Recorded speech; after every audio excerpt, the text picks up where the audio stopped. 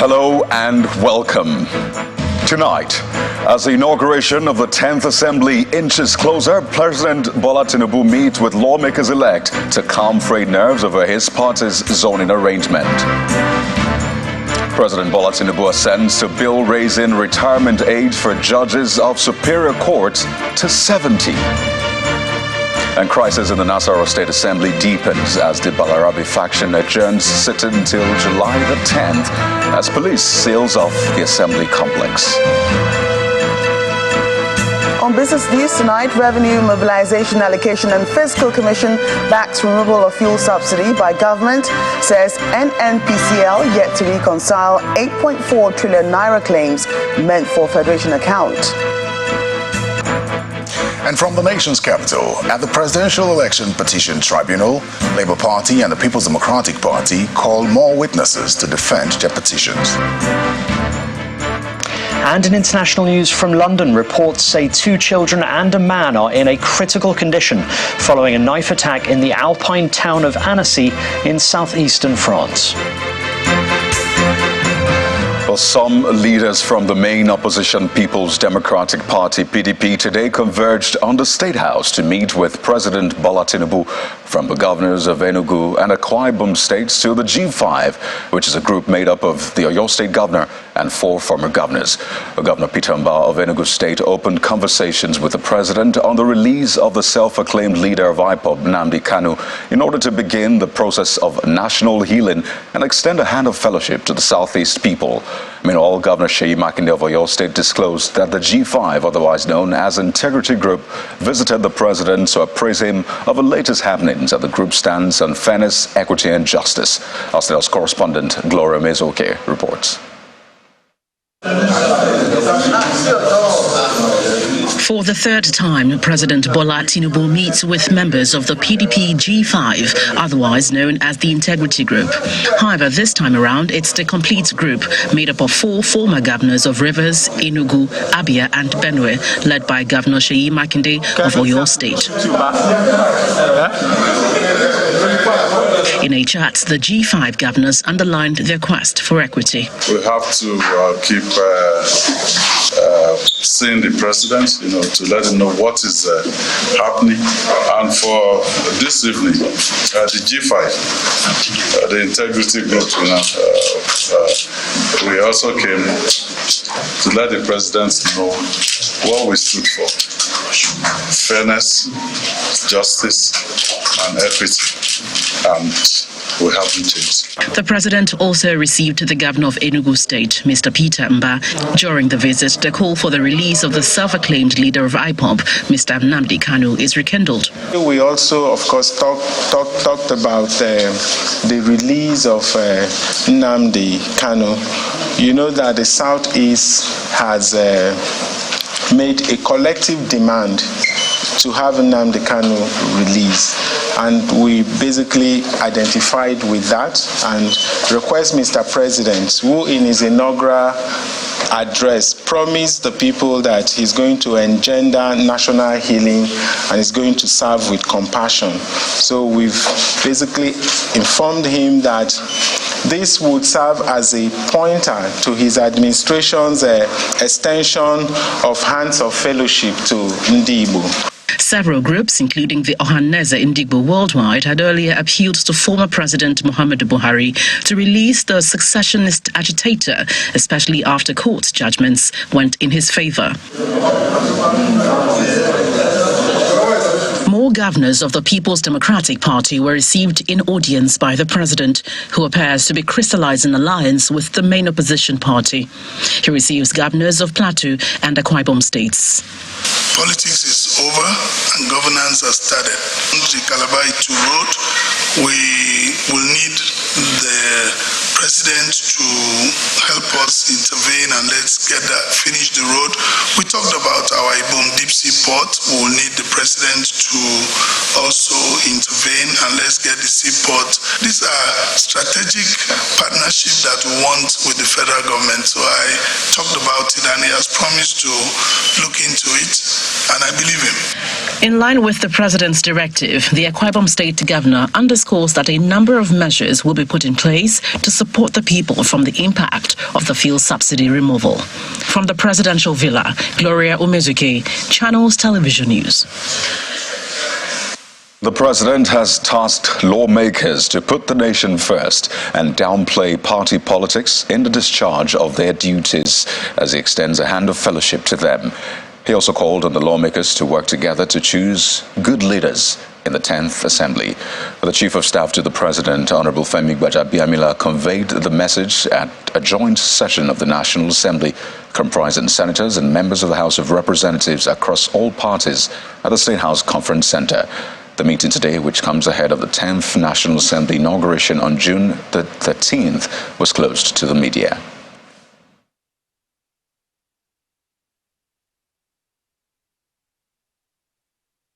I want to thank Mr. President for taking this initiative and bringing us together, almost blurring political lines. I served as a speaker for 4 years. From inception, I myself blurred political lines. And we governed, or we administered the House of Representatives with a motto from day one that nation building is a joint task.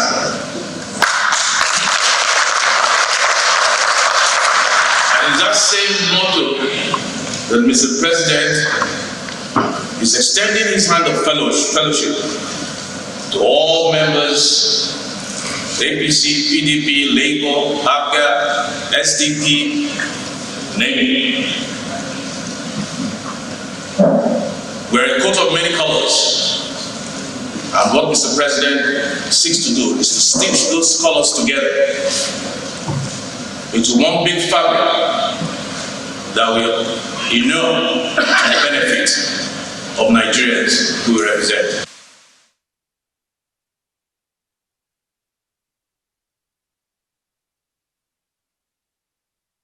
And in what is now the very first law of his administration, President Tinubu has assented to a fresh amendment of the Constitution, which effectively brings the retirement age and pension rights of judicial officers into uniformity. Well, this means partly that the retirement age of High Court judges and others has been increased from 65 to 70 years, as it is with Supreme Court and Court of Appeal judges. The amendment, which was presented by the outgoing 9th National Assembly, had been declined by former President Muhammadu Buhari following the advice from former Attorney General Abubakar Malami. While signing the amendment, President Tinubu pledged his administration's dedication to strengthening the judiciary.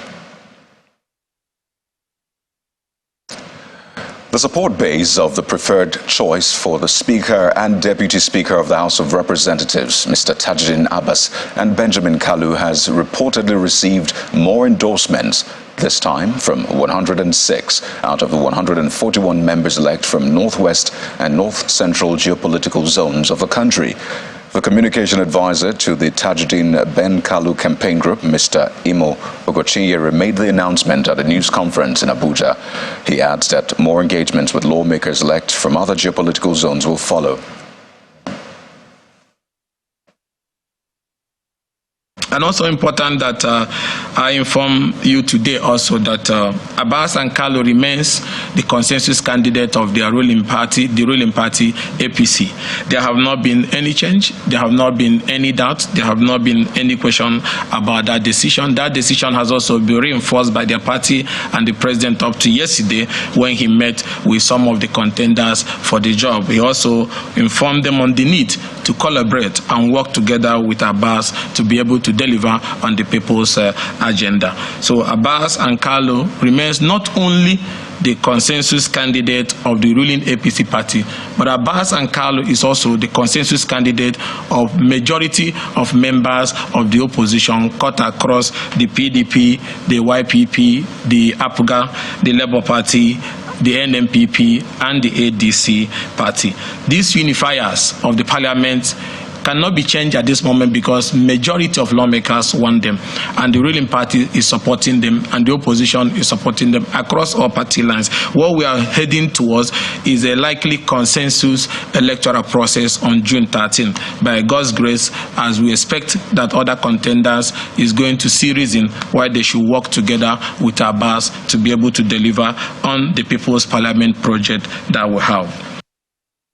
And on to election matters, the Nigeria Civil Society Situation Room has presented its final report on the conduct of the 2023 general elections. At the presentation in Abuja, the convener of the group, Mrs. NLB, asks the INEC chairman, Professor Mahmood Yakubu, to apologize over the elections, which she says was marred by irregularities, especially the technological aspect.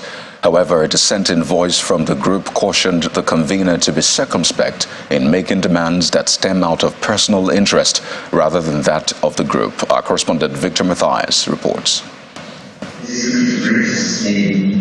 It is a room filled with international NGOs, donor partners, civil society organizations, election observers, development partners, as well as officials of the Independent National Electoral Commission.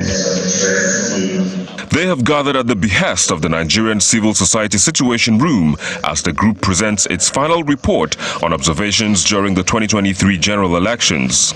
We're quite disappointed with what came out because we think we had the capacity to have done better. And we are still asking the INEC chairman to apologize to Nigerians because of the electoral issues. You know, because of technology. We demand for an apology because we asked the INEC chairman if the electoral process, if the technology will work. This election was about technology, but his technology was disappointing. Other stakeholders also air their opinions on the wrongs the electoral umpire needs to right moving forward, albeit there is a dissenting voice to the group's overall stand. One must explain to Nigerians why transmission of presidential election results face technical glitches. Every other result, senatorial, House of Rep, well, there were so many, some modicum of transmission, but that one. Training for observers is key, because for us to deliver, even as observers, we need to understand what the electoral process is. We saw observers on the field acting as monitors, not even understanding what they were supposed to do there. For me, those parts of the report about apologizing to INEC and all of those things are the personal statement of those who it is not included in the report. The electoral umpire, represented by the National Commissioner in charge of Information and Voter Education, Mr. Festus Okoye, admits there were challenges and wants Nigerians to look forward to better polls in the future. There are a lot of positives from the election.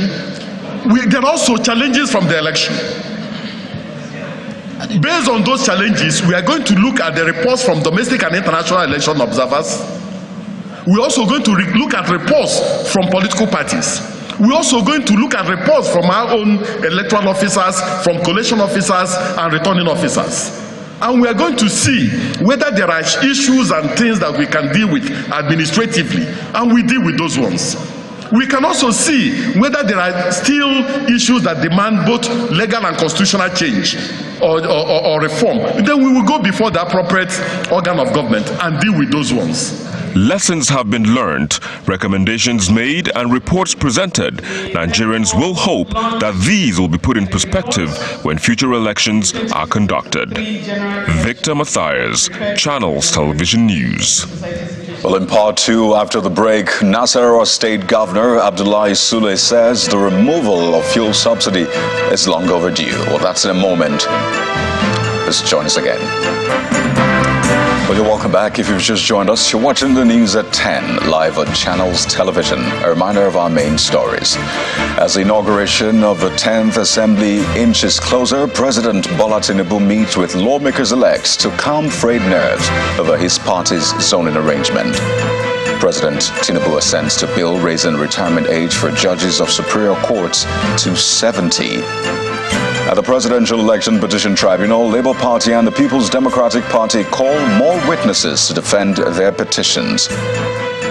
and 4 young children have been stabbed in a knife attack near Lake Annecy in France's southeast.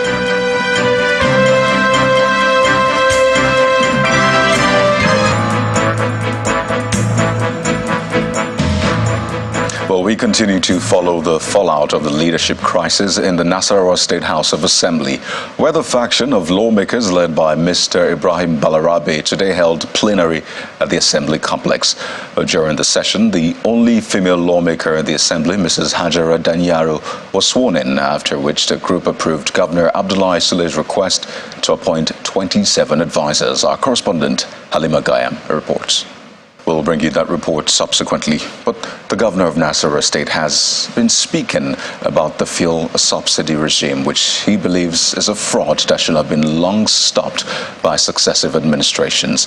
He expressed worry over the huge sums of money spent under the last administration of President Muhammadu Buhari in the repairs of 4 refineries that still never worked. According to him, over $19 billion was spent in the last 8 years to repair the nation's 4 refineries. He was a guest on our breakfast program, Sunrise Daily. I have always supported removal of subsidy as a professional, as my background, because I knew there was too much fraud in it. Because the only reason why we are paying subsidy is because we are not refining. Okay? So if we had taken care of our refineries very well,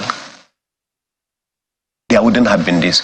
In the year 2002 or so, we gave 18 licenses, DPR. I was there in Lagos. On the phone, we gave 18 licenses for private refineries. Not one of them was built. So a lot of things have happened. Government tried this, it didn't work. Tried this, it didn't work. All thinking that if we had done that, all this problem of subsidy will have been over. Look at how much the President Buhari administration spent, on fixing of the refineries. In the 8 years, he spent more money than the 19 billion that Dangote spent in building a refinery that is 1.5 times the size of all our 3 refineries combined. Our 3 refineries in Nigeria today have a total of 450,000 barrels per day. Dangote is 650,000. He spent $19 billion in building it. We spent in maintaining, not building a new one, maintaining these new refineries more than 19 billion in the 8 years. Yet, they have not been maintained. So is it that government is helpless? They can't arrest them or let them face the music? No. Defaulters? Okay, let me tell you one of the problems we face at the refineries. The refinery is actually components. Component for water, component for crude, component for this. So you have about 5 or 6 different components that constitute a refinery.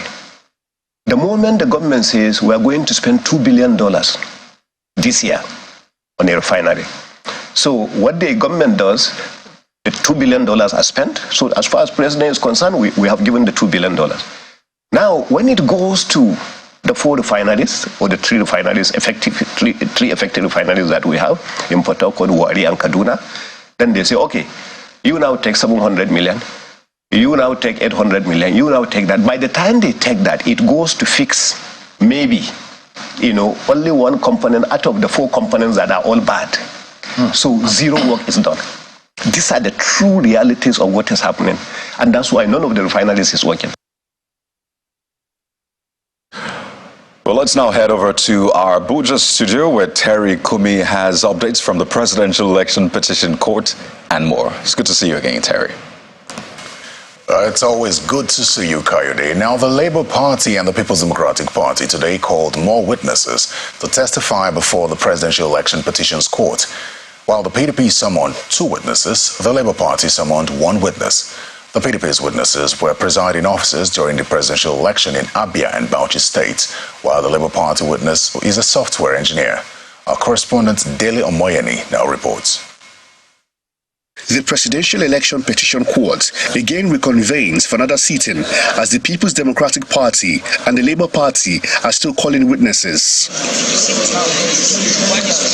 As the councils to the various parties settle down, the proceedings begin with the PDP calling 2 witnesses who were presiding officers.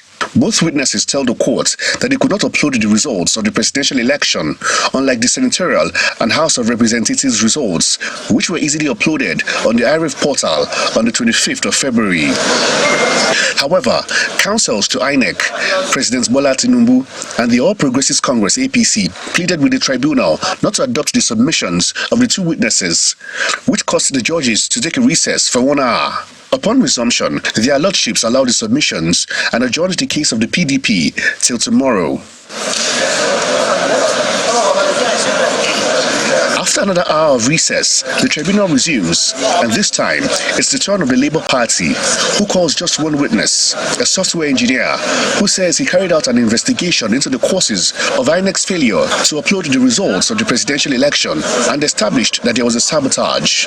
However, this did not go down well with the INEC counsel, who objected to these submissions.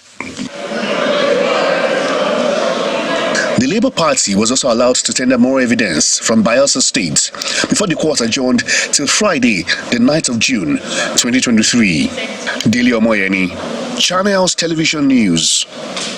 Lawyers to the leader of the indigenous people of Biafra, Mr. Nnamdi Kanu, have called on President Bola Tinubu to instruct the Department of State Services, DSS, to unconditionally release their client, who, according to them, has been under illegal detention since 2021.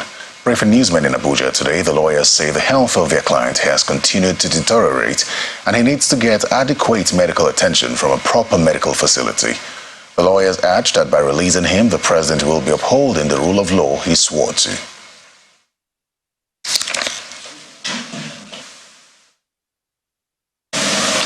We are here because of worrying and increasing concern over his health, over the health challenges our client is facing, over the continuous violation of the Court of Appeals order, ruling and order, which discharged our client.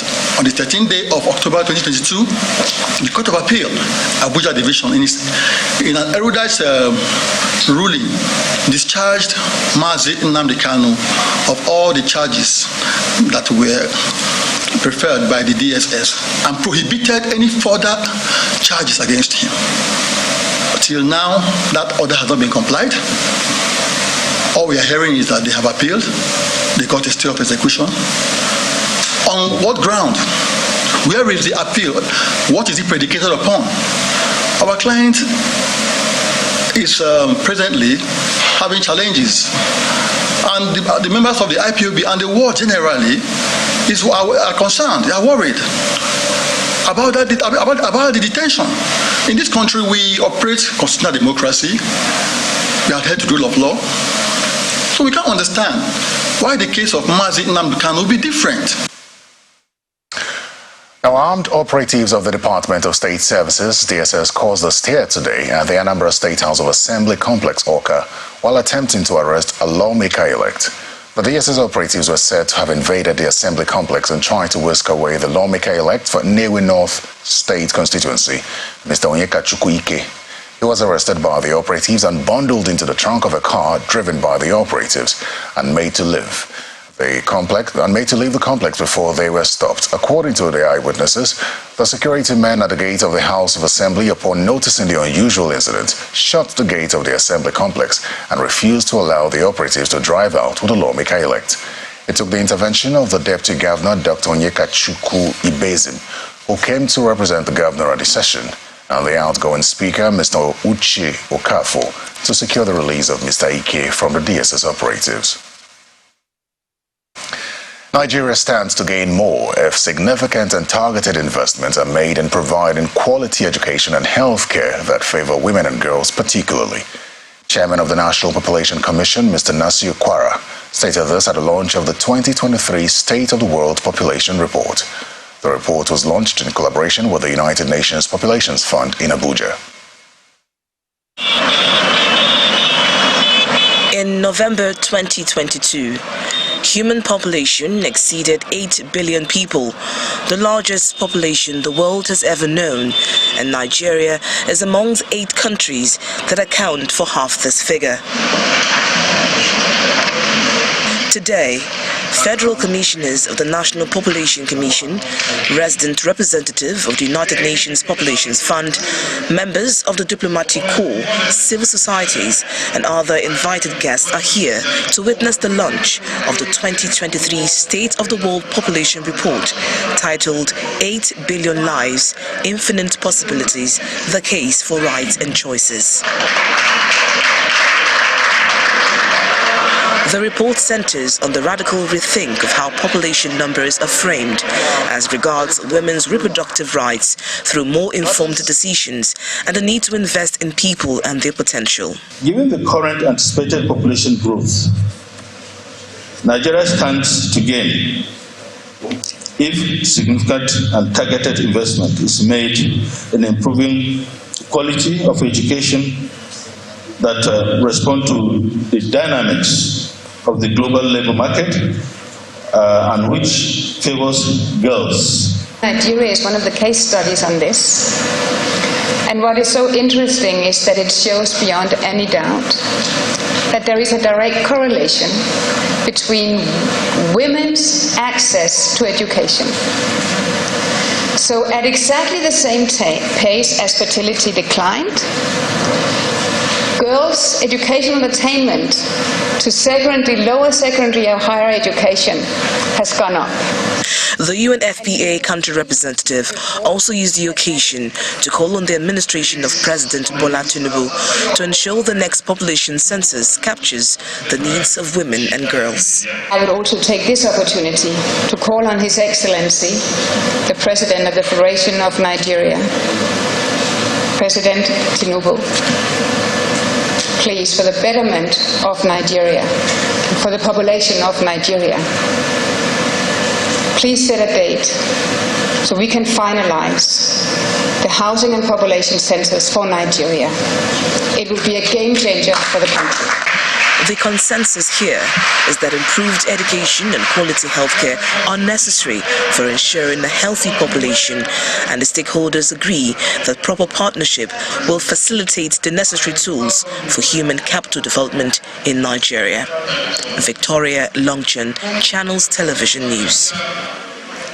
Still ahead on the news at 10, Revenue Mobilization Allocation and Fiscal Commission backs removal of fuel subsidy, says NNPCL yet to reconcile 8.4 trillion naira claims meant for Federation account. That's on Business News. Please stay with us. You're welcome back. Rivers State Governor Siminalayi Fubara has vowed to scale up security operations against criminal gangs who may wish to make the state uncomfortable for people to live in. The governor was speaking when the leadership of the Christian Association of Nigeria visited him at the government house in Port Harcourt and appealed that he sustains the peace. He says while he is committed to quelling any criminal tendency, his administration will be focused on executing people-oriented projects to consolidate the efforts of the past administration. The chairman of the Rivers State chapter of the Christian Association of Nigeria, Dokibariya Kala Dokubo, leads other members of the executive and members of the team to meet the new governor of the state, Mr. Siminalayi Fubara.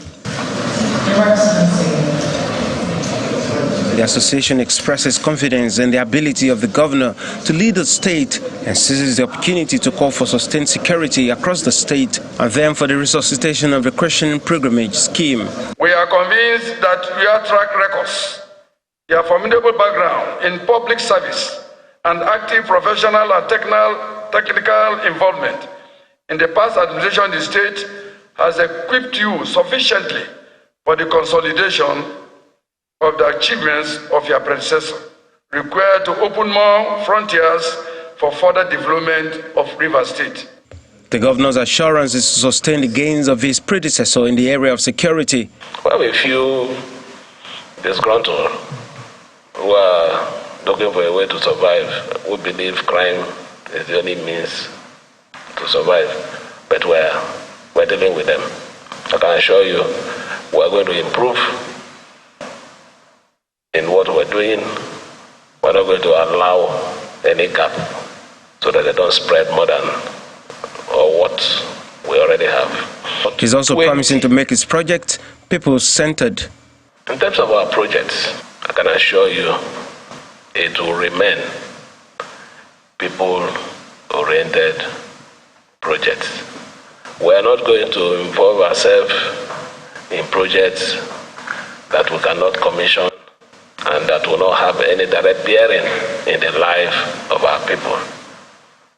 We will continue to do things that will have good impact in our society and the welfare of everyone.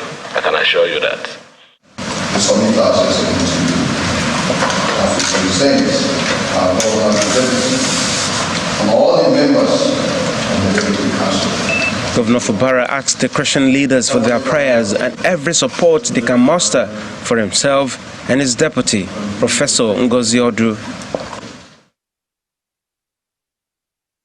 And now to company news. Through its commitments to nurturing long-term productive partnerships with its stakeholders, a leading provider of quality food products, Flour Mills of Nigeria PLC, has rewarded its dealers to encourage them make more sales and remain with the company. The managing director of Flour Mills of Nigeria PLC, Devlin Hainsworth, who was speaking at the Integration Reward Program event in Lagos, says that this is an initiative that has helped map out business growth and will not be taken for granted in order to keep feeding the nation. Flour Mills Nigeria PLC, which prides itself as the largest provider of daily home and cooking products in Nigeria and beyond, has brought together dealers, customers and partners who have contributed to the growth of the company through its B2C sales and marketing integration initiative. And let's continue to support and drive FMN to the heights that we all believe it should be at. Dining with its partners has become a yearly routine for FMN PLC. 2023 is not an exception. At the event, holds at Echo Hotel and Suites, Victoria Island. Highest dealers of different products across the region were recognized, and some of the awardees commend FMN for the support to pull through the challenging business environment. Top 10 dealers are also specially recognized. They have a product that being acceptable in the market. They have a product that gives you highest return on investment. They have a product that continues to encourage you to do more. You can see a lot of money that are given to dealer today. Last year they gave me a community project that made me to have a classroom in the federal pool in Ogbomoso, and now they are giving another one that's going to cost almost 25 million naira to do. Those are the things that I encourage you also to do more FMN. After over 60 years, the company says it is determined to support its dealers. We're clear that when the dealers grow, FMN grows and vice versa. So we come together every year and we share ideas and we consider how we can do things better together, because stronger together we're going to create an even brighter future for our companies and also be true to our purpose of feeding the nation every day. So we deem it fit every year to sit with our dealers, break communion with them, look at our performance for last year, then set the tone and the agenda for a new year. In the coming days, our dealers should look forward to investment heavily behind our brands in terms of our A&P spend, investment behind our route to consumers, that is taking our products into different channels and segments across different geopolitical zones in the country, investment in terms of support, looking at the turbulent macroeconomic indices around us. Flour Mills Nigeria PLC says it's not resting on its oars as the top leading food company and will continue to work collectively with its partners to sustain its wide reach. Well, we have more business stories lined up for you on the news at 10. Here's Joke Rogers.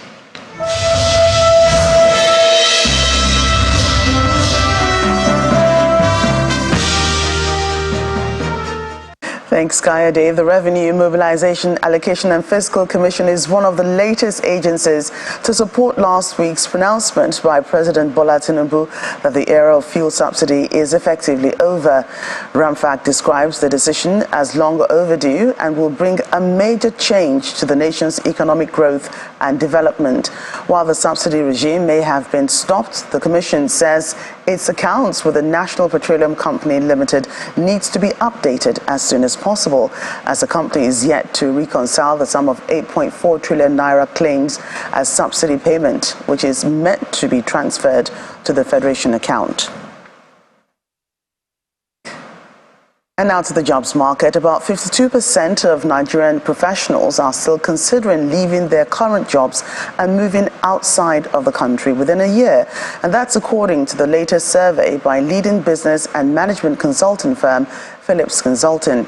A report by the company indicates that finance and insurance services, education, healthcare and information technology sectors will be the hardest hit by the brain drain, as nearly 50% of employees working in these fields are considering leaving.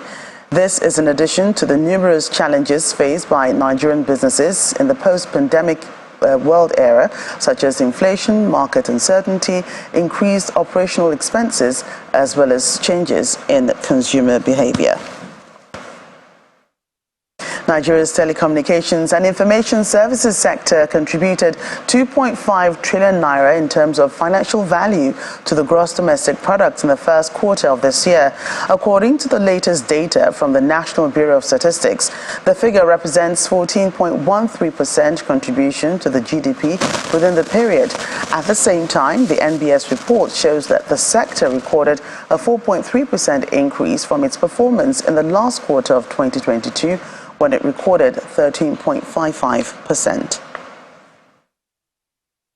Outside our shores, the Eurozone economy entered a technical recession in the first quarter of this year as soaring energy prices and rising interest rates drove inflation higher within the first 3 months. According to revised estimates released today by the EU Statistics Office, Eurostat, the Eurozone's gross domestic product shrank by 0.1% over the first 3 months of the year. Prior to its weak performance between January and March, the Eurozone also contracted by 0.1% in the last quarter of 2022. And back here in Nigeria and over to the stock market, where sentiments remained bearish for a second consecutive day as investors took profit on the share of Dangote Cement and some other high-value equities. Ini John Mekwa tells us more.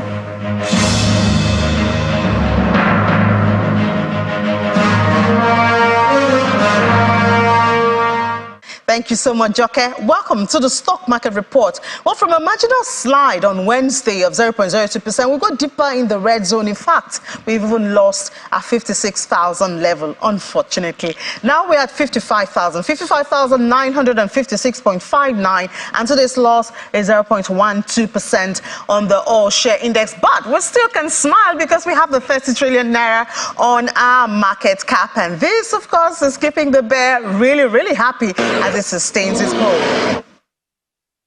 Let's look at the activity chart now. It's all green. There you have it. We have sell pressure than yesterday, but stocks like Dangote Cement, Nigerian Breweries caught attention of investors, driving the value really high, 7.6 billion naira. That's really high for value for the NGX. Volume at 531 and deals looking good at more than 6,000. Looking closer now to the sectors, banking has recovered. The figures regained some of their ground, almost 1% up. But talking about another sector that's doing good, that's oil and gas. The post-subsidy regime looking really good on oil and gas, 1% up. But that's not to say it's good for everyone. Consumer goods is down 0.13%. It's a positive market breadth, 41 gainers, 13 decliners. Final trading session tomorrow. Let's see what that will bring. That's the stock market report. Back to you, Joke.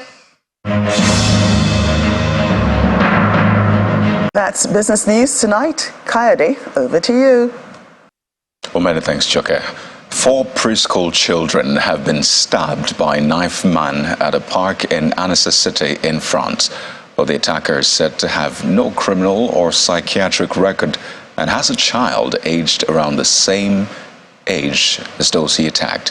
Well, here's Simon Pusey with more on this and other international stories in Around the World in 5. Good evening and welcome to the Channel's studios here in London with your international news around the world in 5. Reports say 2 children and a man are in a critical condition following a knife attack in the Alpine town of Annecy in southeastern France. The This is the scene at the park where police say a 31-year-old Syrian man who was seeking refugee status attacked 4, 2 and 3-year-old children and an elderly man. Air ambulances attended the scene to fly the injured to hospital, with police cordoning off the area from the public. Endeuillé. Je vous remercie.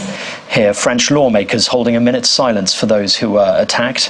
French President Emmanuel Macron said the nation is in shock following the attack. 2 children and the elderly man are reported to be in a life-threatening condition in hospital. We stand ready to support the French authorities in whichever way we can. Also aware that one of the children injured was a British national.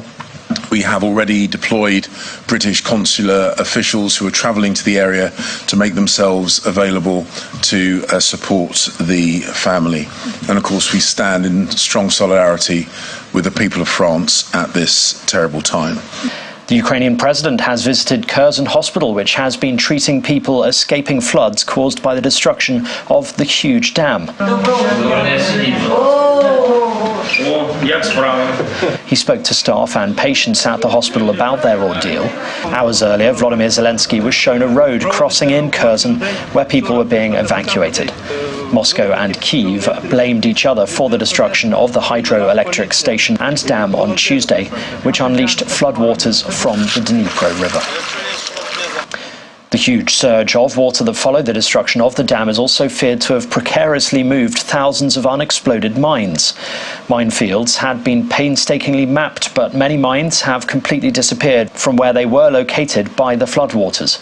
A global research officer at Halo said his team uncovered 5,000 mines in the Mykolaiv region in the last month alone. The immediate threat to us and our staff and civilians is the fact that mines might move, and that will lead to the need for us to resurvey these areas, remark them as minefields, and obviously reorganize ourselves in terms of how to approach the clearance problems. Beyond that, the mines might not only move, but they might also fluctuate in terms of the way they're laid, which poses another risk for our staff that they need to be prepared for once we're able to clear the mines. A massive fire has broken out near a military complex containing an arms factory in Sudan's capital, Khartoum. Witnesses said Sudan's army battled to defend it after rapid support forces attacked the heavily protected complex. Local activists said the fires were caused by the bombing of the fuel and gas depots, and that houses in the area had been hit by shells and stray bullets. Fighting has picked up again since a 12-day ceasefire between the army and the RSF formally expired on June the 3rd after repeated violations. A leading British surgeon says the abdominal surgery Pope Francis has undergone is serious for a man of his age, but he should make a full recovery.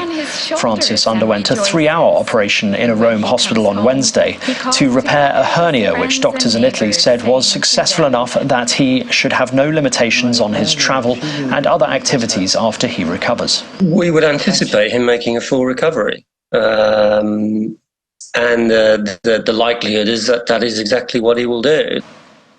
And smoke from hundreds of wildfires burning in eastern Canada has descended upon major US cities, casting an eerie haze over the skyline. In New York City, the George Washington Bridge, an iconic symbol connecting New York to New Jersey, was shrouded in a thick veil of smoke. The air quality has deteriorated significantly, prompting authorities to issue advisories. Wildfire smoke has been linked with higher rates of heart attacks and strokes, increases in emergency room visits for asthma and other respiratory conditions. The annual Tribeca Film Festival in New York kicked off under the haze.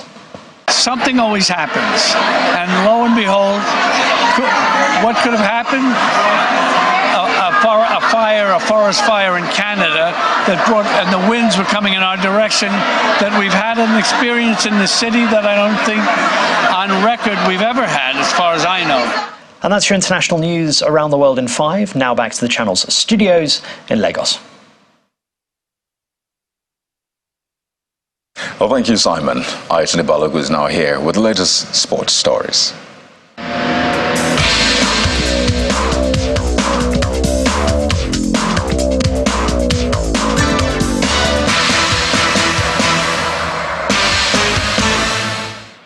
Thank you you so much, Kayode, and welcome to Sports News. And we start off with women football. Each Super Falcons player at this year's Women's World Cup is guaranteed to earn at least $30,000, with the winners taking home $270,000. FIFA says the World Cup in Australia and New Zealand kicks off on July the 20th, and when it does, players from the 32 teams are guaranteed at least $30,000. That amount increases depending on how far teams go in the tournament, which concludes on August the 20th. The World Football Governing Body added that the Nigeria Football Federation will earn $1.56 million for the Super Falcons' participation at the tournament. UEFA, that's the European Football Governing Body, has unveiled the trophy for the final of the 2022-2023 UEFA Champions League on Saturday. That's June the 10th at the Olympic Stadium in Istanbul, Turkey. Now, the Premier League champions, that's Manchester City, will battle Italian giants Inter Milan, or Internazionale, for the crown of the most prestigious club competition in the world. Now, this is the second major UEFA competition final to be staged at the Istanbul Olympic Stadium after the 2004-2005 edition, which was won by Liverpool FC. UEFA has announced that Polish referee Szymon Marciniak, who also took charge of the 2022 FIFA World Cup final, will officiate the game. Meanwhile, Inter Milan and Manchester City have already arrived in Istanbul, Turkey, ahead of the Champions League final. Inter arrived at Istanbul airport shortly after 5 p.m. today, with Man City landing about 30 minutes later. It might be the only time in Istanbul that Man City are second best, with Pep Guardiola's team the overwhelming favourites to win at the Ataturk Olympic Stadium this Saturday. For Inter Milan, the underdog tag will be one they will be happy to wear, as they did in 2010, when Jose Mourinho's side ambushed Bayern Munich with a superb counter-attacking display to lift the title at the Santiago Bernabeu in Madrid. Liverpool FC have completed the signing of World Cup winning midfielder Alexis McAllister from Brighton and Hove Albion. The Argentina international, who was one of the stars of the 2022 FIFA World Cup, makes the move to Anfield for an initial fee of £35 million, which could rise to £55 million. And that's Sports News. I'm Ayotunde Balagwiz. Back to you, Kayode.